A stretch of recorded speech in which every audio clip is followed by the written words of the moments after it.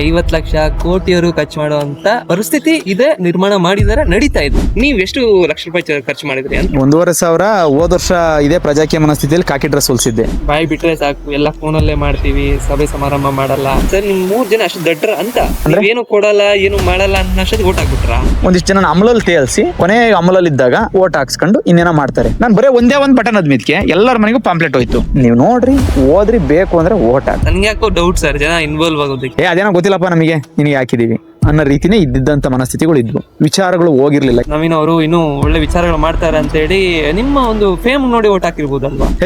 ಹಿಂಗ್ ಬರ್ಬೇಕಯ್ಯ, ಪಂಚ ಸುಡ್ಕೊಂಬೇಕಯ್ಯ, ಹಿಂಗ್ ನಿಂತ್ಕೊಂಬೇಕಣಯ್ಯ, ಏನು ಇಲ್ಲ, ಇಲ್ಲಿ ಏನು ವ್ಯವಸ್ಥೆ ಮಾಡಿಲ್ಲ, ನೀನು ಏನು ಮಾಡಕ್ಕಾಗಲ್ಲ ನವೀನ ಇಲ್ಲಿ ಅನ್ನೋ ರೀತಿನೇ ಇದ್ದಿದ್ದ ಮನಸ್ಥಿತಿಗಳು. ಅವ್ರು ಹೇಳಿದಂಗೆ ಕೆಲಸ ಮಾಡ್ಬೇಕು, ನೀವು ನಿಮ್ದೇನೋ ಒಂದು ಐಡಿಯಾ ಎತ್ಕೊಂಡು ಹೋಗೋದು. ಇಲ್ಲ ಎಲ್ಲಾರನು ಅದು ಕನೆಕ್ಟ್ ಮಾಡ್ತಾ ಇದ್ದು, ಇದು ಬೇಕಾ ಇದು ಬೇಡವಾ, 24 ಗಂಟೆ ನೀರ್ ಬೇಕಂತ ನಾನು ಕೇಳ್ತಾ ಇದ್ದೆ. ಬೇಕು ಅನ್ನೋರು ಓದ್ತಾರೆ, ಬೇಡ ಅನ್ನೋರು ಬಿಡ್ತಾರೆ. ಉದಾಹರಣೆ ಜಿಲ್ಲಾ ಪಂಚಾಯತಿ, ತಾಲೂಕ್ ಪಂಚಾಯತಿ, ಗ್ರಾಮ ಪಂಚಾಯತಿ ಚುನಾವಣೆಗಳು ಮುಗಿದೀಗ ಎಷ್ಟೊತ್ತು ವರ್ಷ ಬಂದ್ರು. ಗ್ರಾಮ ಪಂಚಾಯತಿ 4 ತಿಂಗಳಾಯ್ತು, ಯಾವ ಪ್ರತಿನಿಧಿಗಳಿಲ್ಲ. ಇದನ್ನ ಮಾಡಕ್ಕೆ ಚುನಾವಣೆ ಮಾಡ್ಲಿಲ್ಲ ಅಂದ್ರೆ ಅವ್ರ ಮೇಲೆ ಫೈನ್ ಹಾಕಂತ ಸಿಸ್ಟಮ್ ಇರ್ಬೇಕಲ್ವಾ? ಚುನಾವಣೆ ನಿಲ್ಸಿರೋದು ಹೆಂಗೆ ಅಂದ್ರೆ, ನನಗೆ ಜೈ ಅನ್ಬೇಕು, ಕೈ ಎತ್ತಬೇಕು ಅನ್ನೋ ಕಾರಣಕ್ಕೆ ಸುಮ್ಮನೆ ಮುಖಗಳು ಅಷ್ಟೇ. ಅವ್ರ ಮುಖಗಳನ್ನ ನಿಲ್ಸಿ ಅವ್ರನ್ನ ಅಲ್ಲಿಂದ ತಗೊಂಡು ಇನ್ಯಾರೋ ಒಬ್ಬ ಆಟ ಆಡಿಸ್ತಾ ಇರ್ತಾನೆ. ಇದು ಓಪನ್ ಸತ್ಯ. ಇದು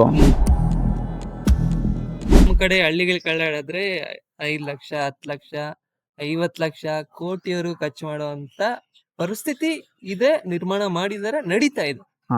ಆಗಿರ್ಬೇಕಾದ್ರೆ ಪ್ರಜಾಕೀಯದಲ್ಲಿ ಝೀರೋ ಇನ್ವೆಸ್ಟ್ಮೆಂಟ್ ಪಾಲಿಟಿಕ್ಸ್ ಅಂತ ಹೇಳಿ ಖರ್ಚಿಲ್ದೆ ಚುನಾವಣೆಗಳು ನಡಿಬೇಕಂತ ಹೇಳ್ಬೇಕಾದ್ರೆ ನೀವ್ ಎಷ್ಟು ಲಕ್ಷ ರೂಪಾಯಿ ಖರ್ಚು ಮಾಡಿದ್ರಿ ಅಂತ? ಅದೇ 1,200 ರೂಪಾಯಿ ನಾನು ಪಾಂಪ್ಲೆಟ್ ಖರ್ಚು ಮಾಡಿದ್ದು. ಒಂದು ಅಗ್ರಿಮೆಂಟು, ಅಲ್ಲಿ ಒಂದು 200 ರೂಪಾಯಿ ಫೀಸು. ಎಲ್ಲರೂ ಹೇಳ್ತಾರೆ ಅದೇನು ಭಾಳ, ಅದೇನೋ ತುಂಬ ಇರ್ತವೆ ಫಿಲಪ್ ಮಾಡೋ, ಏನು ಬದನೆಕಾಯಿ ಇಲ್ಲ ಅದ್ರಾಗೆ. ಸಿಂಪಲ್ ಒಂದು ಪ್ಯಾಟ್ರನ್ ಇರುತ್ತೆ. ನನ್ನ ಆಸ್ತಿ ಘೋಷಣೆ ಮಾಡಬೇಕು, ನನ್ನ ವಿಚಾರಗಳು ಏನೋ, ಏನೇನು ಮೊಬೈಲ್ ಇದೆಯಾ, ಟಿವಿ ಇದೆಯಾ, ಇದೆಯಾ, ನಿಮ್ಮ ಏನು ID ಕಾರ್ಡು ನಂಬರು ಮಾಮೂಲಿ ಗೊತ್ತಿರುತ್ತೆ. ಒಬ್ಬರು ನಮ್ಮನ್ನ ನಿರ್ದೇಶಿಸೋರು ಅಂದರೆ ನಮ್ಮನ್ನ ನಾಮಿನೇಟ್ ಮಾಡೋಂಥ ಒಬ್ರು ಇರಬೇಕು. ಒಂದು ಅಗ್ರಿಮೆಂಟು ಚಾಪಕಾಗದ ಅಷ್ಟೇ. ಅಷ್ಟು ಓಡಾಟ ಖರ್ಚು ಅಂದರೆ 1,500,000 ಮುಗಿದೋಯ್ತು. 1,500,000 ಎಲೆಕ್ಷನ್ ಮುಗಿದೋಯ್ತು. ಆಮೇಲೆ ಈಗಿನ ಟೆಕ್ನಾಲಜಿ ಬಳಸ್ಕೊಂಡ್ವು. ಎಲ್ಲರದು ನನ್ನ ಹತ್ರ ಮೊಬೈಲ್ ಕಾಂಟ್ಯಾಕ್ಟ್ ನಂಬರ್ಸ್ ಇದ್ವು. ಎಲ್ಲರೂ ಪಾಂಪ್ಲೆಟ್ ಕೊಟ್ಕೊಂತ ಬರ್ತಾ ಇದ್ದಂಥ ಸಂದರ್ಭದಲ್ಲಿ ನಾನು ಜಸ್ಟ್ ಒಂದೇ ಒಂದು ಬಟನ್ ಹಿಂಗೆ ಅದ್ಮಿದ್ದು ಎಲ್ರಿಗೂ ವಿಚಾರ ಹೋಯ್ತು. ನನ್ನ ಪಾಂಪ್ಲೆಟ್ ಎಲ್ಲರಿಗೂ ತಲುಪ್ತು. ಇದನ್ನ ಟೆಕ್ನಾಲಜಿ ಬಳಸ್ಕೊಂಡಾಗ, ಈ ಟೆಕ್ನಾಲಜಿ ಬಳಸ್ಕೊಂಡೋದು ಹೇಳ್ಕೊಟ್ಟಿದ್ದು ಪ್ರಜಾಕೀಯ. ಯಾವ್ಯಾವ್ದಕ್ಕೋ ಬಳಸ್ಕೊಂತ ಇದ್ವು, ಒಳ್ಳೇದಕ್ಕೆ ಬಳಸ್ಕೊಂತ ಇದ್ದೀವಿ. ಈಗ 1,200 ರೂಪಾಯಿ ಅಂದ್ರಲ್ವಾ ಖರ್ಚು? 1,500,000 ಅಂತ ತಿಳ್ಕೊಂಬಿಡಿ. ಏನು 1,500,000 ಅರೌಂಡ್ ಈಸಿ ಇತ್ತ ಸರ್ ಕಾಂಪಿಟೇಷನ್? 1,500,000ದಲ್ಲಿ ನಾನು ಚುನಾವಣೆ ಗೆಲ್ತೀನಿ ಅಂತ ನಿಮ್ಗೆ ಅಲ್ಲ, ಕಾನ್ಫಿಡೆಂಟ್ ಇತ್ತಾ? 1,500,000 ಹೋದ ವರ್ಷ ಇದೇ ಪ್ರಜಾಕೀಯ ಮನಸ್ಥಿತಿಯಲ್ಲಿ ಕಾಕಿ ಡ್ರೆಸ್ ಹೊಲಿಸಿದ್ದೆ.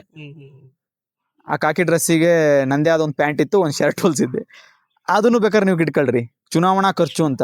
ಯಾಕೆಂದ್ರೆ ನಾನು ಕೆಲ್ಸಕ್ಕೆ ಅಪ್ಲಿಕೇಶನ್ ಹಾಕ್ಬೇಕಾದ್ರೆ ಕೆಲ್ಸಕ್ಕೆ ಯೂನಿಫಾರ್ಮ್ ಅಲ್ಲೇ ಹೋಗೋಣ ಅಂತಲೇ ಹೋಗಿದ್ದು.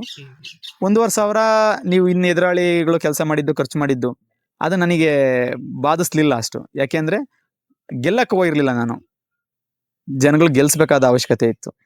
ಓಕೆ ಸರ್, ಈಗ ನೀವೇನೋ 1,500 ರೂಪಾಯಿ ಖರ್ಚು ಮಾಡಿದ್ರಿ, ಗೆಲ್ದ್ರು, ಕೆಲಸ ತಗೊಂಡ್ರೆ ಸೆಕೆಂಡ್ರಿ ಮಾತಾಡೋಣ. ನಿಮ್ಮ ಅಪೋನೆಂಟ್ ಪರ್ಸನ್ಸ್ ಎಷ್ಟೆಷ್ಟೆಲ್ಲ ಖರ್ಚು ಮಾಡಿದ್ರು ಸರ್? ಇಲ್ಲ, ಈ ಉಪಚುನಾವಣೆಯಲ್ಲಿ ನಾನು ಹೇಳ್ತೀನಿ. ಅದರ ಹಿಂದೆ ನಡೆದ ಚುನಾವಣೆಯಲ್ಲಿ ನಾವೆಲ್ಲರೂ ಕೂಡ ನಮ್ಮ ಭಾಗದಲ್ಲಿ, ನಮ್ಮ ಹಳ್ಳಿಗಳಲ್ಲಿ ಏನಾಗುತ್ತೆ ಅಂದ್ರೆ, ಕೆಲವು ಹಳ್ಳಿಗಳಲ್ಲಿ ಟಗ್ ಆಫ್ ವಾರ್ ಅಂತಲೂ ಏನೋ ಅಂತಿರಲ್ಲ ನೀವು, ಬಿದ್ದು ಬಿಡುತ್ತೆ ಅಂತ. ನಮ್ಮ ಹಳ್ಳಿಯಲ್ಲಿ ಹಂಗಲ್ಲ. ಚುನಾವಣೆ ಆದ್ಮೇಲೆ ಹೆಗ್ಲ ಮೇಲೆ ಕೈ ಹಾಕೊಂಡು ಓಡಾಡ್ತಿರ್ತಾರೆ. ಚುನಾವಣೆ ಅದು ಇರುತ್ತಷ್ಟೇ. ಅಂತ ಸಂದರ್ಭದಲ್ಲಿ ನಾನು ಎದುರಾಳಿ ಅನ್ನೋದಕ್ಕಿಂತ ನನ್ನ ಜೊತೆ ನಿಂತಂಥವ್ರು, ಅವ್ರಿಗೆ ಅವ್ರದೇ ಆದ ಪರ್ಸ್ಪೆಕ್ಟಿವ್ ಇರ್ತದೆ. ಕಳೆದ 5 ವರ್ಷದ ಹಿಂದೆ ಆ ವ್ಯಕ್ತಿ ಜೊತೆ ನಾನು ಮಾತಾಡ್ತಾ ಇದ್ದೆ, ಅಣ್ಣ ಏನ್ ಸಮಾಚಾರ, ಹೆಂಗ್ ನಡೀತಾ ಇದೆ ಅಂತ. ಹಿಂಗೆ ಇನ್ನು ಉಳಿದ್ರೆ ಹೆಂಗಾರ ಆಡ್ಲಿ, ನಾನು ಅವ್ರ ಹತ್ರ ಡೈರೆಕ್ಟ್ ಮಾತಾಡ್ತಾ ಇದ್ದೆ. ಏನು, ನಾನೇನು ಖರ್ಚು ಮಾಡ್ತಾ ಇಲ್ಲ, ದಯವಿಟ್ಟು ಜನಗಳನ್ನ ಹಾಳು ಮಾಡೋದ್ ಬೇಡ, ಏನೋ ಕೊಟ್ಟು ಏನೋ ಪ್ರಜಾಪ್ರಭುತ್ವ ಹಾಳು ಮಾಡೋದ್ ಬೇಡ. ನೀನು ಒಳ್ಳೆ ನಿದ್ಯಾ, ನಿನಗೆ ಕೆಲಸ ಸಿಕ್ಕಿರಿ ಇನ್ನೂ ಅದ್ಭುತನೇ ಮಾಡ್ಬೋದು, ಮಾಡು. ನನಗೆ ಕೆಲಸ ಸಿಕ್ಕೊಟ್ರೆ ನಾನು ಮಾಡೋಣ, ಈ ಮನಸ್ಥಿತಿಯಲ್ಲಿ ನಾನಿದ್ದೀನಿ ಅಂದೆ. ಆಗ ಅವರು ಕೂಡ ಹೌದು ನಾವೇ ಖರ್ಚು ಮಾಡೋಣ ಅನ್ನೋ ರೀತಿನೇ ಇದ್ರು. ಬಟ್ ಚುನಾವಣೆ ನಡೀತು, ರಾಜಕೀಯ ನಡೀತು, ಒಳಗೆ ಅವ್ರ ಜೊತೆ ಸಪೋರ್ಟರೇ ಹಿಂಗಿದ್ರೆ ಆಗಲ್ಲ ತಡಿ ಅಂತ ಅವರು ನೆಕ್ಸ್ಟ್ ಅವ್ರು ಗೆದ್ರು, ಅಂದ್ರೆ ಆಯ್ಕೆ ಆದ್ರು. ಆಯ್ತು, ಕೊನೆಗೆ ಉಪಚುನಾವಣೆ ನಡೀತು. ಒಂದು ಚುನಾವಣೆ ಭಾಗ ಇದಾದ್ರೆ ರೀಸನ್ ಏನು ಸರ್? ಅದಕ್ಕಿಂತ ಮೊದಲು ರೀಸನ್ ಯಾಕೆ ನಿಮ್ ಉಪಚುನಾವಣೆ ಆಗೋಕೆ ಕಾರಣ ಏನು? ಇಲ್ಲ, ಅಲ್ಲಿ ವೇಕೆಂಟ್ ಆಗಿತ್ತು, ಆ ಪ್ಲೇಸಲ್ಲಿ ಅವ್ರು ಇರ್ಲಿಲ್ಲ, ಅವರು ಎಕ್ಸ್ಪೈರ್ ಆದ್ರು. ಇಲ್ಲ, ಮಿಸ್ ಆಗಿದ್ರು. ಮಿಸ್ ಆಗಿದ ಕಾರಣಕ್ಕೆ ಚುನಾವಣೆ ನಡೀತು. 6 ತಿಂಗಳ ಅವಕಾಶ ಇತ್ತು. ನೋಡಿ ಹೆಂಗಿರುತ್ತೆ ನಮ್ಮ ಸಿಸ್ಟಮ್ ಅಂದ್ರೆ, ಇನ್ನೇನು 6 ತಿಂಗಳಿತ್ತು ಚುನಾವಣೆ. ಮತ್ತೆ ಆಯ್ಕೆ, ಈ ಪ್ರೋಸೆಸ್ ಬಹಳ ತಪ್ಪಾಗಿ ನಡೀತದವೆ ಕೆಲವೊಂದು. ಅಷ್ಟು ದಿನ ಅದು ವೇಕೆಂಟ್ ಆಗೇ ಇತ್ತು. ಸರಿ, ವೇಕೆಂಟ್ ಆಗಿ ಇರ್ಬೇಕಾಗಿ ಇಷ್ಟು ದಿನ ಕಾಯ್ಬೇಕಾಯ್ತು. ಅದಾದ್ಮೇಲೆ ಇನ್ನೆಷ್ಟೋ 1 ವರ್ಷ 2 ವರ್ಷನ ಸುಮ್ಮನೆ ಡೆಡ್ ಸಮಯ ದುಡೋದು. ಉದಾಹರಣೆ ಜಿಲ್ಲಾ ಪಂಚಾಯತಿ, ತಾಲೂಕ್ ಪಂಚಾಯತಿ, ಗ್ರಾಮ ಪಂಚಾಯತಿ ಚುನಾವಣೆಗಳು ಮುಗಿದೀಗ ಎಷ್ಟು ಜಿಲ್ಲಾ ಪಂಚಾಯತಿ ತಾಲೂಕ್ ಪಂಚಾಯತಿ 10 ವರ್ಷ ಹಾಕಿ ಬಂದ್ರು. ಗ್ರಾಮ ಪಂಚಾಯತಿ 4 ತಿಂಗಳಾಯ್ತು, ಯಾವ ಪ್ರತಿನಿಧಿಗಳಿಲ್ಲ. ಇದನ್ನ ಮಾಡಕ್ಕೆ ಚುನಾವಣೆ ಮಾಡ್ಲಿಲ್ಲ ಅಂದ್ರೆ ಅವ್ರ ಮೇಲೆ ಫೈನ್ ಹಾಕಂತ ಸಿಸ್ಟಮ್ ಇರ್ಬೇಕಲ್ವಾ? ಇದೆಯಾ? ಇದ್ರು ಅದು ಮಾಡ್ತಾ ಇದೆಯಾ ಕೆಲ್ಸನ? ಹಿಂಗೆ ಇಲ್ಲ. ಚುನಾವಣೆಗಳು ಮುಗಿದು ಎಲ್ಲ ಆಗಿರ್ತೈತೆ, ಅವಾಗ ಟ್ರೈನಿಂಗ್ ಕೊಡ್ತೀವಿ ನಿಮಗೆ ಸದಸ್ಯರಿಗೆ ಅಂತ ಬರ್ತಾರೆ. ಈ ತರ ಇದಾವೆ ಇನ್ನು. ಚುನಾವಣೆಗೆ ಮುಗಿದು ಅವ್ರು ಎಲೆಕ್ಟ್ ಆಗಿ ಮುಂದಿನ ಚುನಾವಣೆ ಬರ್ತಿರ್ತೈತಿ, ಅಲ್ಲಿನ ಮಹಿಳಾ ಜನಪ್ರತಿನಿಧಿಗಳಿಗೆ ನಾವು ಟ್ರೈನಿಂಗ್ ಕೊಡ್ತೀವಿ ಅಂತ.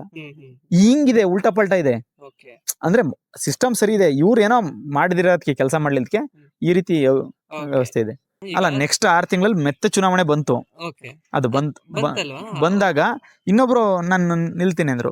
ಕೆಲವ್ರು ಹೇಳ್ತಾ ಇದ್ರು, ಏನಕ್ಕೆ ಚುನಾವಣೆಗಳು ಬೇಡ ಬಿಡ್ರಿ, 6 ತಿಂಗಳಲ್ಲ, ಯಾರಿಗೋ ಒಬ್ಬಗೆ ಮಾಡ್ಬಿಡೋಣ ಅನ್ನೋ ರೀತಿ. ಕೆಲವ್ರೆಲ್ಲನ ನೀನ್ ನಿಲ್ಬೇಡ ಬಿಡು, ನೀನ್ ನಿಲ್ಬೇಡ. ಇಲ್ಲ, ದಯವಿಟ್ಟು ಆ ಮನಸ್ಥಿತಿನ ಬಿಟ್ಬಿಡ್ರಿ. ಪ್ರಜಾಪ್ರಭುತ್ವದಲ್ಲಿ ಅಟ್ಲೀಸ್ಟ್ ಜನಗಳಿಗೆ ಅಧಿಕಾರ ಸಿಗೋಂತ ಸಂದರ್ಭ ಇದು. ಇದನ್ನ ಯಾವುದೇ ಕಾರಣಕ್ಕೂ ಕಳ್ಕೊಂಬೇಡ್ರಿ. ನಾನ್ ನಿಲ್ಬೇಕು ಹೌದು ಅಂತೇಳಿ ಇನ್ನೊಬ್ಬನ ಬೇಡ ಬಿಡು ನೀನು ಅಂತ ಅನ್ನೋದು ತಪ್ಪು. ನಿಲ್ಬೇಕು. ಅವರು ಎಲೆಕ್ಷನ್ ನಿಲ್ಬೇಕು, ಪಾರ್ಟಿಸಿಪೇಟ್ ಮಾಡ್ಬೇಕು. ಜನಗಳಿಗೆ ಆ ಅಧಿಕಾರದ ಗಮ್ಮತ್ತೇನಿದೆ, ಅವ್ರದ್ದು ತಾಕತ್ತೇನಿದೆ, ಅದಕ್ಕೊಂದು ಅವಕಾಶ ಕೊಡ್ರಿ. ಚುನಾವಣಾ ಖರ್ಚು, ರ್ಯಾಲಿ ಏನೋ ಹೇಳ್ಬೋದು. ಪಾಪ ಇನ್ನೊಬ್ಬಗೆ ಇನ್ನೇನೋ ಆಲೋಚನೆ ಇರುತ್ತಲ್ವಾ? ಒಬ್ಬ ಹೇಳಿದ್ರು ಚುನಾವಣೆ ಮಾಡ್ಬೇಕದು, ಹೌದು. ಅಂತದ್ರಲ್ಲಿ ಒಬ್ಬ ಚುನಾವಣೆಗೆ ಸ್ಪರ್ಧಿಸ್ತೀನಿ ಅಂತ ಬಂದಾಗ ಮಾಡ್ಲೇಬೇಕು. ಅವ್ರು ಬಂದ್ರು, ಮಾಡಿದ್ರು, ಎಲ್ಲ ಆಯ್ತು. ಅದಾದ ನಂತರ ಸ್ವಲ್ಪ ಅಂತರದಲ್ಲಿ ನಾವು ಕೂಡ ಏನು ಅಧಿಕಾರ ಸಿಕ್ತು, ಕೆಲಸ ಸಿಕ್ತು ಅಥವಾ ಕೆಲಸ ಸಿಗ್ಲಿಲ್ಲ ಅನ್ನೋ ರೀತಿ ಆಯ್ತಷ್ಟೇ. ಅವ್ರು ಏನ್ ಖರ್ಚು ಮಾಡಿದ್ರು ಅಂತಂದ್ರೆ ಅದನ್ನ ಅವ್ರನ್ನ ಕೇಳ್ಬೇಕು, ಮತ್ತೆ ನನಗೆ ಕೇಳಕ್ಕಾಗಲ್ಲ. ಉಪೇಂದ್ರ ಅವರು ಒಂಚೂರು ಅಡ್ವಾನ್ಸ್ ಆಗಿ ಹೇಳ್ತಿದ್ದಾರೆ ಅನ್ಸ್ತಿಲ್ವಾ ಪ್ರಜಾಕೀಯನ? ಅಂದ್ರೆ ಯಾವ ರೀತಿ ಅಡ್ವಾನ್ಸ್? ನಮ್ಮ ತುಂಬಾ ಮುಂದುವರೆದು ಒಳ್ಳೆ ರೀತಿಯಾಗಿ ಹೇಳ್ತಿದ್ದಾರೆ ಅಂತಲ್ಲ, ಅದ್ ಬೇಡವಾ ನಿಮಗೆ? ಅದು ಈಗಿನ ಪರಿಸ್ಥಿತಿ ಅಥವಾ ಈಗಿನ ಜನರ ಮೆಂಟಾಲಿಟಿಗೆ ಜನರು ಅದನ್ನ ತಗೊಳಕ್ಕೆ ರೆಡಿ ಇದಾರೆ ಅನ್ಸ್ತಿದ್ಯಾ ನಿಮ್ಗೆ? ಅಲ್ಲ, ರೆಡಿ ಅವ್ರಿಲ್ಲ ಅಂದ್ರಿ, ನೀವು ರೆಡಿ ಇದೀರಾ? ನಾನು ರೆಡಿ ಇಲ್ಲ ಸರ್, ನಾನು ರೆಡಿ ಇಲ್ಲ. ನಾನ್ ರೆಡಿ ಇದ್ದೀನಿ. ನನಗೆ ಆ ತರದ್ ಬೇಕಲ್ವಾ? ನಾನು ನಿಮ್ಗೆ ಓಕೆ ಸರ್, ಜನಗಳು ರೆಡಿ ಇಲ್ಲ ಅಂತ ನೀವು ಏನಾಗಿದೆ ಗೊತ್ತಾ? ಜನಗಳು ರೆಡಿ ಇಲ್ಲ. ಒಳ್ಳೇದ್ ಯಾರಿಗೂ ಬೇಡವಾ ಅಂತ ಕೇಳ್ದಂಗೆ. ಒಳ್ಳೆ ತಾಣಕ್ ಜನ ರೆಡಿ ಇದಾರಾ? ಅಲ್ಲ ಸರ್, ಒಳ್ಳೇದ್ ಬೇಡ ಬಿಡಿ ಸರ್, ನನಗೆ ಬೇಡ ನಾನು ಹೇಳ್ತಿರೋದು. ನಾನು ನನ್ಗೆ ಅಷ್ಟು ಸ್ಪೀಡ್ ಬೇಡ ಸರ್. ಅಲ್ಲ, ನಿಮಗೆ ಆ ಸ್ಪೀಡ್ ಬೇಡ ಅಂದ್ರೆ ನಿಮ್ನ ತಗೊಳ್ರಿ ಅಂತ ಒತ್ತಾಯ ಮಾಡ್ತಾನೆ ಇಲ್ವಲ್ಲ ನಾವು. ಈಗ ಬೆಂಗಳೂರಿಗೆ ಹೋಗ್ಬೇಕಾಗತ್ತೆ, ಟ್ರೈನ್ ಬುಕ್ ಮಾಡಿದೀನಿ ಕಣಯ್ಯ ಬರಯ್ಯ ಅಂತೀರಾ. ಇಲ್ಲ, ನಾನು ನಡ್ಕೊಂಬರಾನೆ ಸೈ ಅಂದಾರಿಗೆ ಏನ್ ಮಾಡ್ತೀರಿ? ಬರ್ರಿ, ನಡ್ಕೊಂಬರ್ರಿ. ಆ ನಡೆದಾಗ ನಿಮಗೆ ಗೊತ್ತಾಗುತ್ತಲ್ವಾ? ಅಥವಾ ಅಲ್ಲಿ ಖುಷಿ ಇರ್ಬೋದು, ಅವನಿಗೆ ನಡೆಯೋದ್ರಲ್ಲೇ ಖುಷಿ ಇರ್ಬೋದು. ನಡೀಲಿ, ಬೇಗ ಬರ್ಬೇಕಂದವ್ರು ಬೇಗ ಬರ್ಬೇಕು ಅಂತ ನನಗ್ ತುಡಿತಾ ಇದೆ. ಹಂಗಂತ ನಾನು ಅವನ ಜೊತೆ ನಡ್ಕೊಂಡ್ ಬಂದ್ಬಿಟ್ರೆ ನನಗ್ ಫಾಸ್ಟ್ ಬರ್ಬೇಕು. ಯಾಕೆಂದ್ರೆ ಎಲ್ಲರೂ ಹೇಳ್ತಾರೆ, ಈಗೆಲ್ಲ ಬದುಕದೆಲ್ಲ 50 ವರ್ಷ ಕಣಯ್ಯ, ಏನ್ ಬಾರಿ ದಿನ ಬದುಕ್ತೀವ, ಇರ್ಬೇಕು, ತಿನ್ಬೇಕು, ಉಣ್ಬೇಕು, ಎಂಜಾಯ್ ಮಾಡ್ಬೇಕು ಅಂತಿರ್ತಾರೆ. 50 ವರ್ಷ ಬದುಕೋದೊಂದು ಗೊತ್ತೈತಿ. ಇನ್ನು ಬದಲಾವಣೆ ನಿಮ್ ಮಕ್ಳ ಕಾಲಕ್ಕೆ ಇನ್ನು ಯಾವ ಮಾಡ್ತೀರಂಗಾರೆ? ಬಹಳ ಅರ್ಥ ಮಾಡ್ಕೊಂಡ್ರೆ ಇದು ಅರ್ಥ ಆಗಲ್ಲ. ಯಾಕೆಂದ್ರೆ ಬಹಳ ತಿಳ್ಕೊಂಡ್ಬಿಟ್ಟಿರ್ತಾರೆ. ಏನು ತಿಳ್ಕೊಂಡಂಗೆ ಒಂದು ಮುಕ್ತವಾದ ಮನಸ್ಸಿಂದನ ಎಲ್ಲರೂ ಚೆನ್ನಾಗಿ ಬದುಕನಪ್ಪ, ಬಾಳ್ಬೇಕಪ್ಪ ಅಂತಿರ್ತಾರಲ್ಲ, ಅವ್ರಿಗೆ ಬೇಗ ಪ್ರಜಾಕೀಯ ಅರ್ಥ ಆಗ್ಬಿಡುತ್ತೆ. ಪ್ರಜಾಕೀಯದ ಬ್ಯೂಟಿನೇ ಅದು. ನೀವು ಅದನ್ನ ಒಪ್ಕೊಂತೀರಾ ಅಂದ್ರೆ ಅದನ್ನ ಒಪ್ಕೊಳೋದಕ್ಕೂ ಕೂಡ ನಿಮ್ಮಲ್ಲಿ ಆ ಒಂದು ಸೋಲು ಆತ್ಮ ಇರಬೇಕು. ಇಲ್ಲೇನಾಗಿದೆ, ಇಲ್ಲಿಲ್ಲ, ಅದು ಮಿಸ್ ಮ್ಯಾಚ್ ಆಗ್ತಾ ಇದೆ. ಕೆಲವ್ರಿಗೆ ಇಲ್ಲಿದೆ, ಅವ್ರನ್ನೇ ನೀವು ಇವತ್ತು ಓಹೋ ಇವರೆಲ್ಲ ದೊಡ್ಡವರು, ಇವ್ರ ತಲೆ ಇರೋರು ಅಂತ ಹೇಳ್ತಿದ್ದೀರಾ. ಅದು ಬೇಕಿಲ್ಲ ಈ ಸಮಾಜಕ್ಕೆ. ಅದರ ಅವಶ್ಯಕತೆ ಅದಕ್ಕೆ ಅದನ್ನೆಲ್ಲ ಮಾಡೋದು ಇಲ್ಲಿದೆ. ಇವತ್ತು ನಿಮಗೆ ಏನು ಇಲ್ಲ ಅಂದ್ರೂ ಇದ್ರ ಕೇಳಿರಿ ಹೇಳುತ್ತೆ. ಬಾಯಿ ಬಿಟ್ರೆ ಸಾಕು, ಎಲ್ಲ ಫೋನಲ್ಲೇ ಮಾಡ್ತೀವಿ, ಸಭೆ ಸಮಾರಂಭ ಮಾಡಲ್ಲ. ಈಗಿನ ಪರಿಸ್ಥಿತಿಗೆ ನಾನು ಹೇಳ್ನಲ್ಲ ಸರ್, ಸಿಂಪಲ್ ಹೇಳ್ನಲ್ಲ ಸರ್, ಹೆಂಗ್ ನಮ್ಮನ್ನ ಕನ್ವಿನ್ಸ್ ನಮ್ಮಲ್ಲಿ ಏನ್ ಮಾಡ್ತಾರೆ ಅಂದ್ರೆ, ಚುನಾವಣೆ ನಡೆದ್ರೆ ಒಂದ್ಸತಿ ಪಂಪ್ಲೆಟ್ ಕೊಟ್ಟು ಬರ್ತಾರೆ. 2ನೇ ಸರಿ ಅವ್ರ ಮನೆ ಹೆಂಗಸರನ್ನ ಕಳಿಸ್ತಾರೆ. ಕುಂಕುಮ ಇಡ್ರಿ, ಅನ್ಬಿಟ್ಟಿಡ್ರಿ, ನಮಗೆ ಓಟ್ ಹಾಕ್ರಿ ಅಂತ ಪ್ರಾಮಿಸ್ ಮಾಡ್ರಿ. 3ನೇ ಸರಿ ನೈಟ್ ಬರ್ತಾರೆ ಎನ್ವಲಪ್ ಕವರ್ ಅಲ್ಲಿ 2,000, 3,000, 10,000 ಇದೇನೋ ಕೊಡೋದು. ಈ ತರ ನಡೀತವೆ. ನಡೀತಾ ತಾನೆ? ಅಲ್ಲ, ಒಪ್ಕೊಂತೀರಾ? ಹಾ, ಕೊನೆ ದಿನ ಇದೆಲ್ಲ ಅಲ್ಲಲ್ಲ, ಕೊನೆ ದಿನದ ಹೇಳ್ಬಿಡ್ತೀನಿ. ಅಲ್ಲಲ್ಲ, ಕೊನೆ ದಿನದ ಹೇಳ್ತೀನಿ. ಕೊನೆ ದಿನ ಬಾಡೂಟ ತಿನ್ನರಿ ಬಾಡೂಟ, ಎಣ್ಣೆ ತಿನ್ನರಿ ಎಣ್ಣೆ, ತಿಂಡಿ ತಿನ್ನರಿ ತಿಂಡಿ, ಕ್ರಿಕೆಟ್ ಬಾಲು ಬ್ಯಾಟು ಬೇಕಾದ್ರೆ ಕ್ರಿಕೆಟ್ ಬಾಲು ಬ್ಯಾಟು, ಇವೆಲ್ಲ ನಡೀತವೆ. ಒಂದಿಷ್ಟು ಜನ ಅಮಲಲ್ಲಿ ತೇಲ್ಸಿ ಕೊನೆ ಅಮಲಲ್ಲಿ ಇದ್ದಾಗ ಓಟ್ ಹಾಕ್ಸ್ಕೊಂಡು ಇನ್ನೇನೋ ಮಾಡ್ತಾರೆ. ನಾನು ಬರೀ ಒಂದೇ ಒಂದು ಬಟನ್ ಅದ್ಮಿದ್ಕೆ ಎಲ್ಲರ ಮನೆಗೂ ಪಾಂಪ್ಲೆಟ್ ಹೋಯ್ತು. ನೀವು ನೋಡ್ರಿ, ಓದ್ರಿ, ಬೇಕು ಅಂದ್ರೆ ಓಟ್ ಹಾಕೊಳ್ಳಿ. ಇದು ಈಸಿ ಅಲ್ವಾ? ಅಲ್ಲ ಸರ್, ನಿಮ್ 3 ಜನ ಅಷ್ಟು ದಡ್ರ ಅಂತ ಅಂದ್ರೆ ಏನು ಕೊಡಲ್ಲ, ಏನು ಮಾಡಲ್ಲ ಅನ್ನೋಷ್ಟೊತ್ತಿಗೆ ಓಟ್ ಹಾಕ್ಬಿಟ್ರಾ? ಅಲ್ಲ, ನಮ್ಗೆ ಆಶ್ಚರ್ಯ ಆಗ್ತಿದ್ದ ಸರ್, ಅವರು ನಿಮ್ಮೂರು ಅಷ್ಟು ದಡ್ರ ಅಂತ. ಅಂದ್ರೆ ಎಲ್ಲಾ ಇಸ್ಕೊಂಡದಲ್ಲೇ ಸುಮ್ನೆ ಇದ್ ಮಾಡಿದ್ರು. ಹೌದು, 2,000, 3,000, ಬೇರೆ ನಮ್ಮೂರ್ ಕಡೆ ಎಲ್ಲ ನೀವು 6,000, 7,000 ಎಷ್ಟೆಲ್ಲ ಕೊಡ್ತಾರೆ ಗೊತ್ತಾ? ಎಲ್ಲ ಇಸ್ಕೊಂಡು ಸರಿ ಅಂತ ಇದಕ್ಕೆ ಹಾಕಿದ್ರೆ ಏನ್ ಮಾಡ್ತೀರಾ? ಅವ್ರು ಎಷ್ಟು ಬುದ್ಧಿವಂತರು ಇರ್ಬೋದು ಅಂತೀರಾ? ಹಂಗೂ ಆಗಿರ್ಬೋದಲ್ಲ. ಹಂಗೂ ಮಾಡ್ತಾರೆ ಎಲ್ಲ ಇಸ್ಕೊಂಡು ವಿಚಾರಗಳಿಗೆ ಓಟ್ ಹಾಕೊಂಡ್ಬಿಡು, ಯಾವನ್ ಏನ್ ಕೊಟ್ರು ನಮ್ದೇ ದುಡ್ಡು ತಗ, ಇವ್ ಕೊದಿಯಕ್ಕೆ ಬರ್ತದ ಅಂತಗ, ಒಂದ್ ಕೆಲಸ ಮಾಡೋಣ ಸುಮ್ನಿರು ಅಂತಲೂ ಮಾಡಿರ್ಬೋದಲ್ಲ. ಹಂಗೂ ಮಾಡಿರ್ತಾರೆ ಅಂತೀರಾ? ಅಲ್ಲ, ಬುದ್ಧಿವಂತರಾದ್ರೆ. ಈಗ ಹೇಳ್ರಿ, ನಮ್ಮೂರವ್ರು ಬುದ್ಧಿವಂತರ ದಡ್ರು. ಓಕೆ ಸರ್, ಈಗ ಓಕೆ, ಪ್ರಜಾಕೀಯನ ವಿಚಾರಗಳನ್ನ ಹೇಳಿದ್ರಿ, ಜನಕ್ಕೆ ಅದನ್ನ ತಲುಪಿಸಿದ್ರಿ, ನಿಮ್ನ ಆಯ್ಕೆ ಮಾಡ್ಕೊಂಡ್ರು, ಕೆಲ್ಸಕ್ಕೆ ಬಂದ್ರಿ. ಕೆಲಸ ನಂತರದಲ್ಲಿ ಏನೆಲ್ಲ ಪ್ರಯತ್ನ ಪಟ್ರಿ ಜನರನ್ನ ನಿಮ್ಮ ಕನೆಕ್ಟಿವಿಟಿಗೆ ತಗೊಳ್ಳೋದಕ್ಕೆ? ಇದು ಮ್ಯಾಜಿಕ್. ಈಗ ನೀವ್ ಹೇಳ್ತಿರಲ್ಲ, ಇಲ್ಲಿರೋದು ನಿಜವಾದ ಸ್ಟೋರಿ. ಈಗ ನಾವು ಮಾತಾಡ್ಬೇಕಾದ್ರೆ ಇಲ್ಲಿ ನಾನು ಕೂಡ ಗ್ರಾಮ ಪಂಚಾಯತಿ ಭಾಗವಾಗಿಲ್ದಾಗ, ಜನಗಳಾಗಿದ್ದಾಗ, ಪ್ರಭುಗಳಾಗಿದ್ದಾಗ ಅಂತ ಹೇಳ್ಬಿಡ್ತೀನಿ, ಅದು ಅರ್ಥ ಆಗ್ಲಿ, ಅದು ಅಟ್ಲೀಸ್ಟ್ ಹಿಂಗಾರು ಹೋಗ್ಲಿ. ನಾವೆಲ್ಲ ಪ್ರಭುಗಳಾಗಿದ್ದಾಗ ಹೋಗಿ ಪ್ರಶ್ನೆ ಮಾಡ್ತಾ ಇದ್ದೆ, ಏನಾಯ್ತು, ಎತ್ತಾಯ್ತು, ಎಷ್ಟು ದುಡ್ಡು ಬಂದಿತ್ತು ಹೇಳ್ರಿ, ಬಡ್ದು ಕೇಳ್ತಾ ಇದ್ದು. ಬಡ್ಡಿ ಮಗೊಂದು ಬಡಿತಾನೆ, ಇವತ್ತು ಹೋಗ್ತಾನೆ, ಮತ್ತೇನ್ ತಲೆ ಕೆಡಿಸ್ಕೊಳಲ್ಲ, ಸುಮ್ನಿರು ಅಂತೇಳಿ ಅವರು ನಮಗೆ ಹೇಳ್ತಿರ್ಲಿಲ್ಲ. ಈ ಒಳಗೋದಾಗ ಒಂದಿಷ್ಟು ವಿಚಾರಗಳಲ್ಲ, ಅದೆಷ್ಟೋ ವಿಚಾರಗಳು, ಒಂದಿಷ್ಟಲ್ಲ ಅದೆಷ್ಟೋ ವಿಚಾರಗಳು ಗೊತ್ತಾದವು. ಎಲ್ಲೆಲ್ಲಿ ಯಾವ್ಯಾವ ಮದ್ದು ಕೊಟ್ರೆ ಏನೇನಾಗುತ್ತೆ ಅಂತ ಗೊತ್ತಾಯ್ತು. 6 ತಿಂಗಳು ಬಡ್ಡಿ ಮಗೊಂದು ಅದು ಏನಕ್ಕಾರೋ ಅವಕಾಶ ಕೊಟ್ರು ನೋಡೇ ಬಿಡೋಣ ಅನ್ನೋ ರೀತಿ ಆಗಿತ್ತು. ಹೋದಾಗ ಸವಾಲುಗಳು ಅಂತ ಬಂದ್ವು, ದೊಡ್ಡ ದೊಡ್ಡ ಸವಾಲುಗಳು, ಚಿಕ್ಕ ಚಿಕ್ಕ ಸವಾಲುಗಳು ಎಲ್ಲ ಬಂದ್ವು. ಬಟ್ ಒಳಗೊಂದಿತ್ತಲ್ಲ, ಇದನ್ನ ಮಾಡಕ್ಕೆ ಬಂದಿದ್ದೀನಿ ಅಂದಾಗ, ಇದನ್ನ ಹೇಳಕ್ಕೆ ಬಂದಿದ್ದೀನಿ ಅಂದಾಗ, ಖುಷಿಯಿಂದ ಹೇಳ್ತಿದ್ದೀನಿ ಅಂದಾಗ, ಆ ಸವಾಲ್ ಥರ ಅನ್ನಿಸ್ಲಿಲ್ಲ. ಅದೇನೋ ಅಂದ್ರೆ ಎಂಜಾಯ್ಮೆಂಟ್ ಮಾಡ್ದಂಗೆ ಆಯಿತು, ಖುಷಿಯಿಂದ ಮಾಡ್ತಾ ಹೋದ್ವು. ಬಂದು ಸುಮಾರು ಸವಾಲುಗಳು ಬಂದು, ಅದು ಒಂದೊಂದೇ ಆಗಿ ಹೇಳ್ಬೇಕು, ಅದನ್ನು ಒಂದೇ ಸರಿ ಎಲ್ಲದನ್ನ ಹೇಳಕ್ಕೆ ಅಲ್ಲಿಗೆ ಬರ್ತೀನಿ. ಈಗ ಸಾಮಾನ್ಯವಾಗಿ ಕಂಟೆಸ್ಟ್ ಮಾಡಿದ್ರಿ, ಜನ ಒಪ್ಕೊಂಡ್ರು, ಜನರು ಇನ್ವಾಲ್ವ್ ಆಗ್ತಾರೆ ಅನ್ಸ್ತ. ನನ್ಗೆ ಯಾಕೋ ಡೌಟ್ ಸರ್, ಜನ ಇನ್ವಾಲ್ವ್ ಆಗೋದಕ್ಕೆ. ಖಂಡಿತ. ಅದ್ ಯಾವ ರೀತಿ ಅದನ್ನ ತಗೊಂಡ್ರಿ, ಯಾವ ರೀತಿ ಅದನ್ನ? ನಾನು ಅಲ್ಲಿವರೆಗೂ ನನ್ನ ಪಾಂಪ್ಲೆಟ್ ನೋಡಿ ಓಟ್ ಹಾಕಿರ್ತಾರೆ, ಅಥವಾ ಇನ್ನೇನೋ ವಿಚಾರ ನೋಡಿ ಓಟ್ ಹಾಕಿರ್ತಾರೆ ಅಂತ ಅನ್ಕೊಂಡಿದ್ದೆ. ನಾನು ಅನ್ಕೊಂಡಿದ್ದೆ, ನಾನು ಪ್ರಜಾಕೀಯ ವಿಚಾರ ಹೇಳ್ಬಿಟ್ಟೆ ಓಟ್ ಹಾಕಿದ್ದಾರೆ ಅಂತಲೇ ನಾನು ಅನ್ಕೊಂಡಿದ್ದೆ. ಮೋಸ್ಟ್ಲಿ ಹಂಗಾಗ್ತಾರು ಇದ್ದಾರೆ, ಅವ್ರು ನನಗೆ ಅವಮಾನ ಮಾಡಕ್ ತಯಾರಿಲ್ಲ, ಹಂಗಾಗ್ತಾರು ಇದ್ದಾರೆ. ಒಂದಿಷ್ಟು ಜನ ಇವನು 6 ತಿಂಗಳಲ್ವೇ ಏನ್ ದಬಾಕ್ತಾನೆ ನೋಡೋಣ ಅಂತ ಆಗ್ತಾರೂ ಇದ್ದಾರೆ. ಆ ರೀತಿನೂ ಮನಸ್ಥಿತಿ ಇದೆ. ಯಾಕೆಂದ್ರೆ ಅವರು ನನ್ನ ಜೊತೆ ನಡ್ಕೊಂಡಿದ್ದ ರೀತಿಗಳು ಇತ್ತು, ಅವನ್ನೆಲ್ಲ ನಾನು ಅಬ್ಸರ್ವ್ ಮಾಡ್ತಾ ಇದ್ದೆ. ಅಬ್ಸರ್ವ್ ಮಾಡಿದಾಗ ನನಗನ್ಸಿದ್ದು, ನಾನು ಚುನಾವಣೆಯಲ್ಲಿ ಹೋದಾಗ, ಈ ಚುನಾವಣೆ ನಡೀತಾ ಇರ್ತವೆ, ನೀವು ಬೂತೊಳ ನೋಡ್ಬೋದು, ಇಷ್ಟು ಮೀಟ್ರ್ ಯಾರು ಇರಂಗಿರಲ್ಲ, ಆದರೆ ಎಲ್ಲರೂ ಇರ್ತಾರೆ, ಹಿಂಗೆ ಕೈ ಮುಕ್ಕೊಂಡು ಪಂಚೆ ಹಾಕೊಂಡು ಒಳ್ಳೆ ಆ ಟಿಪ್ ಟಾಪ್ ಆಗಿ. ನೀವೇನೋ ಹೇಳ್ತೀರ, ಸೋ ಕಾಲ್ಡ್ ಎಜುಕೇಟೆಡ್, ಅವರೆಲ್ಲ ಹೇಳ್ತಾರೆ, ಹೇಯ್ ಹಿಂಗೆ ಬರ್ಬೇಕಯ್ಯ, ಪಂಚೆ ಸುರ್ಕೊಬೇಕಯ್ಯ, ಏಯ್ ಹಿಂಗೆ ನಿಂತ್ಕೊಬೇಕಣಯ್ಯ, ಏನು ಇಲ್ಲ, ಇಲ್ಲಿ ಏನು ವ್ಯವಸ್ಥೆನೇ ಮಾಡಿಲ್ಲ ನೀನು ಅಂತ ಹೇಳ್ತಾ ಇದ್ರು. ಇಲ್ರಿ, ನನಗೆ ಕೆಲಸನೇ ಕೊಟ್ಟಿಲ್ಲಲ್ಲ, ನೀವು ಕೆಲಸ ಕೊಡ್ರಿ. ಅಥವಾ ಕಾಕಿ ಡ್ರೆಸ್ ಹಾಕೊಂಡು ಹೋದಾಗ, ಇದ್ಯಾರ ಇವನು ಕಾಕಿ ಡ್ರೆಸ್ ಹಾಕೊಂಬಂದಾನೆ, ಈ ರೀತಿ ಇತ್ತು ಕೆಲವರು. ಅದನ್ನೆಲ್ಲ ನೋಡಿದ್ದೆ ನಾನು. ಇವ್ರಿಗೆ ಅರ್ಥನೇ ಆಗಿಲ್ಲ ವಿಷಯ. ಬಟ್ ನಿನಗೆ ಓಟ್ ಹಾಕಿದ್ದೀನಿ ಕಣ ಅಂತೂ ಅನ್ನೋರು ಹೋಗೋರು. ಈ ಥರ ಮನಸ್ಥಿತಿ ಇತ್ತು. ಅಲ್ಲ, ನನಗೆ ಓಟ್ ಹಾಕಿದ್ದೀರಾ, ಮತ್ತೆ ಕಾಸೆ ಪಂಚೆ ಹಾಕೊಂಡು ಟಿಪ್ ಟಾಪ್ ಆಗಿರ್ಬೇಕು, ಅಣ್ಣ ಅನ್ನೋ ಲೆಕ್ಕಕ್ಕಿರ್ಬೇಕು ಅಂತೀರ, ಹೆಂಗೆ ಅಂದರೆ, ಅದೇನೋ ಗೊತ್ತಿಲ್ಲಪ್ಪ ನಮಗೆ, ನಿನಗೆ ಹಾಕಿದ್ದೀವಿ ಅನ್ನೋ ರೀತಿನೇ ಇದ್ದಿದ್ದಂಥ ಮನಸ್ಥಿತಿಗಳು ಇದ್ವು. ವಿಚಾರಗಳು ಹೋಗಿರ್ಲಿಲ್ಲ. ಯಾವಾಗ ಅದು ವಿಚಾರ ಹೋಗಿಲ್ಲ ಅಂತ ಗೊತ್ತಾಯ್ತು ಅಂದರೆ 6 ತಿಂಗಳ ನಂತರ ಗೊತ್ತಾಯ್ತು, ನನಗೆ ಸ್ವಲ್ಪ ಗೊತ್ತಾಯ್ತು. ಆದ್ರೆ ಆ ವಿಚಾರ ಹೋಗೋದಕ್ಕೆ ಏನ್ ಬೇಕೋ ಅದನ್ನೆಲ್ಲ ಮಾಡ್ತಾ ಹೋದೆ ಅಷ್ಟೇ. ಓಕೆ ಸರ್, ಈಗ ನಿಮ್ ಒಂದಷ್ಟು ಜನ ಎಲ್ಲರನ್ನೂ ಆ ರೀತಿ ಹೇಳಕ್ ಬೇಡ, ಒಂದಷ್ಟು ಜನ ವಿಚಾರಗಳಿಗೆ ಹಾಕಿರೋಣ ಇದಾರೆ ಇದು ಇಲ್ಲ ಅಂತ ಹೇಳ್ತಿಲ್ಲ. ಬಟ್ ಸೋಷಿಯಲ್ ಮೀಡಿಯಾ ಮುಖಾಂತರ ಒಂದಷ್ಟು ವಿಡಿಯೋಗಳು ಮಾಡಿ ಜನರಿಗೆ ಹಂಚಿದಾಗ ಅದನ್ನ ನೋಡಿ ಓಕೆ ನಮ್ಮ ನವೀನ್ ಅವರು ಇನ್ನೂ ಒಳ್ಳೆ ವಿಚಾರಗಳು ಮಾಡ್ತಾರೆ ಅಂತ ಹೇಳಿ ನಿಮ್ಮ ಒಂದು ಫೇಮ್ ನೋಡಿ ಓಟ್ ಹಾಕಿರ್ಬೋದಲ್ವಾ? ಇಲ್ಲ, ನನಗೆ ಏನ್ ನೋಡಿ ಓಟ್ ಹಾಕಿರು, ಯಾಕೆ ಓಟ್ ಹಾಕಿರು ಅನ್ನೋದಕ್ಕಿಂತನ ಇವ್ರು ಓಟ್ ಹಾಕಿರೋದು ಏನಕ್ಕೆ ಅಂತ ತೋರಿಸ್ಬೇಕಾದ ತಲೆಯಲ್ಲಿತ್ತು. ಬಂದ್ಬಿಟ್ಟಿದೀನಿ ಒಳಗೆ. ಈಗ ಏನ್ ಎಜುಕೇಟೆಡ್ ಮಾಡ್ಬೇಕಾಗಿತ್ತು? ಎಜುಕೇಟೆಡ್ ಇಲ್ಲ, ನೀವು ಹೇಳ್ತಿದ್ರಿ ಇವ್ರಿಗೆಲ್ಲ ಜನಗಳಿಗೆ ಗೊತ್ತಾ ಅಂತ. ನನಗೆ ಗೊತ್ತಿರಲಿಲ್ಲ.